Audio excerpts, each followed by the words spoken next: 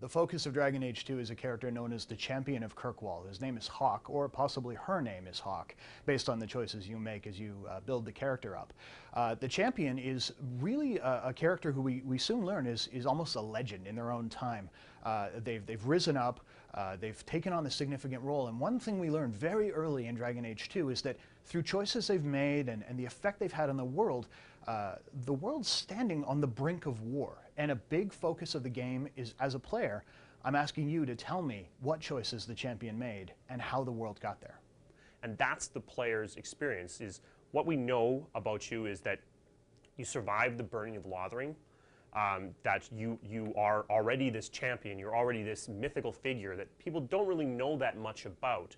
But that's what Dragon Age 2 is about, is uncovering or revealing or writing, in the case of an interactive game, is writing that story and determining what and who the champion actually is. Dragon Age 2 takes place starting in Ferelden, the nation we're familiar with from Dragon Age Origins, but it quickly moves north into the Free Marches. That's the nation, kind of a rough and tumble city-state collective to the north across the Waking Sea. I think there's two primary things that define the Free Marches as opposed to Ferelden. First off, it's not being ravaged by a blight throughout the course of most of Dragon Age 2. As a player, for the most part, I'm hoping that you guys dealt the blight a crippling blow, killed the archdemon, and that's ended. So the Free Marches then has a very different feel to it. It's a more of a political place. It's a place where a lot of Ferelden refugees have had to flee to get away from the Darkspawn as they attack.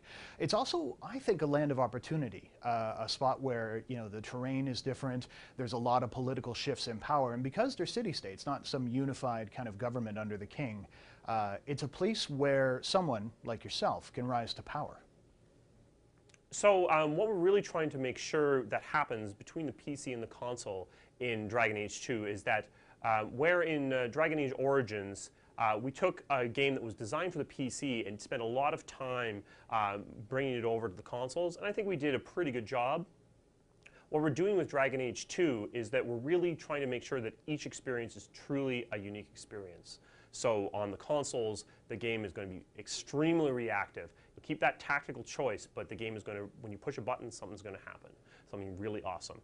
On the PC, a little bit more tactical. Make sure that that you can examine the battlefield and make your choices. Keep that reactivity, but again, focused around the controls that you have. You've got a keyboard and a mouse that lets you be a little bit more tactical in your choice making. Well, the feel of the gameplay that we're going for Dragon Age 2 is, to my mind, really an evolution of the gameplay that we delivered in Origins, which still had an intense tactical mode, the ability to work as a team, and to eliminate enemies by kind of having this strategic general mindset.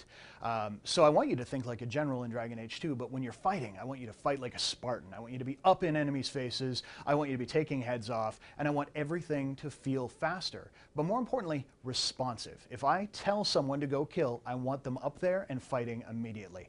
And that's where I think we've made our most improvements, is the overall degree to which everyone in your party can just get to the fighting and start dishing out that damage as quickly as possible. Yeah, so Dragon Age 2 is going to keep the three classes we had in Dragon Age Origins, the mage, the rogue, and the warrior. But what we're really trying to make sure is that each class has a distinct tactical role. Whereas in Origins, maybe the warrior and the rogue overlapped a little bit too much in terms of their role and their abilities. What we want to make sure is that when you're playing as a warrior, you're this unstoppable tank, this killing machine. When you're a rogue, you're fast, you're a ninja, you're quick, you're lithe. And when you're a mage, you're essentially field artillery, sitting back and just blowing away the enemy with your spells.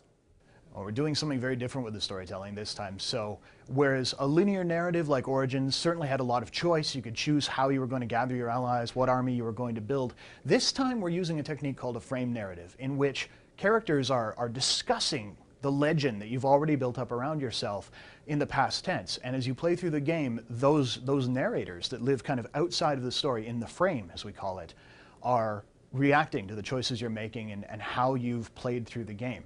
This is, I think, the most reactive game we've ever done, because as we move forward through time, as the narrators are offering these comments, instead of waiting 80 hours for an epilogue that tells me about who got married and who did what, I get to see those interactions like within hours. I make choices, I get rewarded for them.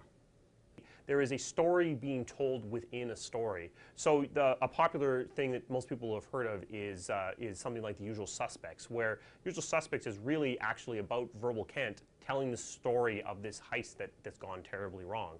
And that's what the way the storytelling is actually going to happen in Dragon Age 2. So what that actually allows us to do is really focus on the key moments that are occurring in Dragon Age 2. We can skip the shoe leather, we can skip the interstitial between the key action moments, the key decision, the key universe-shaping moments. Whereas in Dragon Age Origins, the game takes place over somewhere between 12 and 24 months. This is an entire decade's worth of storytelling. Well, in terms of how big the Dragon Age universe is, I think we've just scratched the surface. We've looked at Ferelden in detail, I think, and really visited kind of its politics and its kind of, I guess, the effects that it has on the world. But, we haven't been to Orlais, we haven't been to the Free Marshes, we haven't been to Navarra, we haven't been to Ravane. I mean, we have an entire world. Where are the Canary from? What's Parvalin like?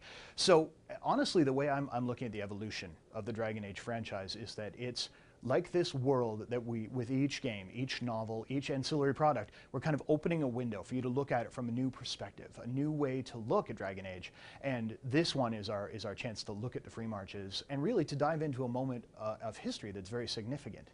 Because through the course of Dragon Age 2, whereas Origins covered, say, about a year, maybe two in the campaign against the Blight and your origin, this time we're going to cover an entire decade. What happens during that period of time? I think for fans of Dragon Age Origins, the coolest, there's going to be two really, really cool parts. One, feeling like the world that you made, that you helped shape through the course of really your adventures, is going to be coming forward and really interacting with that. However, if you didn't play it, that's okay. We have a canon. We know exactly how the world shapes up for new players, so that's really welcoming. But for the fans, for the really hardcore guys, I think it's going to be the chance to see the combat and the interaction and that reactivity that Origins did really well amped up to the next level and taken to the point where we've built upon the base systems and refined them, where, again, I'm fighting faster, the world's responding quicker, I'm seeing bigger responses to the things that I've chosen to do. So I think it's the best part of Origins made even better.